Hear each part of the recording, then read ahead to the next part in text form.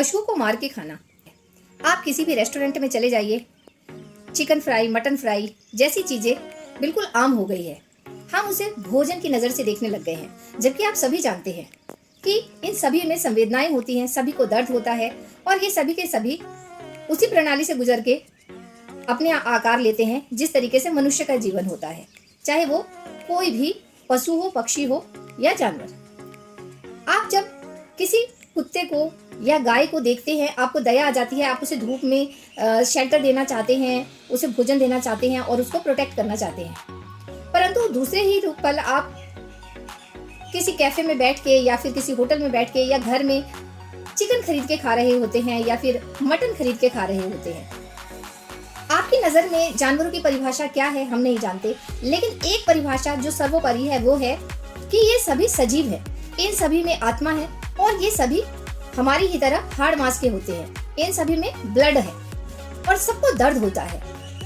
ये सभी बच्चे पैदा करते हैं, यानी ये सामाजिक प्राणी है। तो केवल सिर्फ इसलिए कि ये हम पर आश्रित है, क्या हमारा अधिकार बन जाता है कि हम इन्हें खरीद के, काट के और मसाला लगा के खा लें?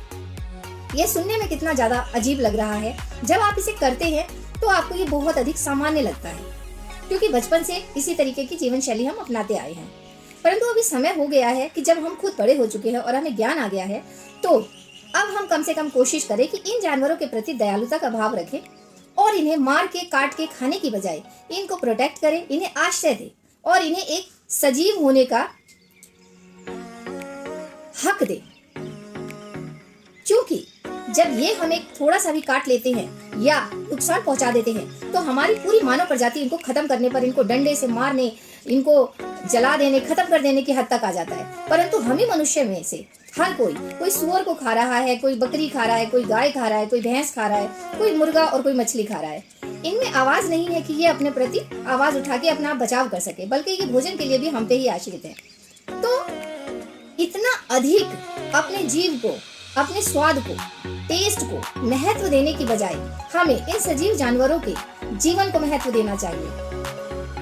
हमें ये बोलने में भी अच्छा नहीं लगता कि यदि कोई हमारे बालक को पका के खाए तो कैसा लगेगा।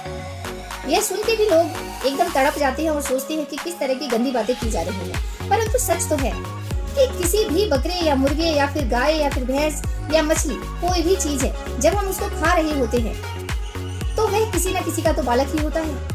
वह स्वयं में परिपूर्ण जीव होता है, जिसका एक परिवार होता है, उसे दर्द होता है, उसका शरीर, उसकी आत्मा सब तड़प जाती है और आप उसको टेस्ट लेके खा लेते हैं। कोशिश कीजिए, शाकाहारी बनिए। स्वाद के लिए आप अपने भोजन में वैरायटी बनाने के लिए अपना दिमाग का इस्तेमाल कीजिए। गाय, भैंस या अन्य जानवरों को भोजन के रूप में स्वयं को टेस्ट ना दें। टेस्टी फूड के नाम पे जानवरों को ना खाएं। बस आपसे इतनी ही गुजारिश थी। सोच के देखिएगा, आपको मेरी बात सही लगेगी। इसमें हम किसी को भला करने के लिए नहीं कह रहे हैं, केवल अपने स्वाद के ऊपर नियंत्रण करने के लिए कह रहे हैं।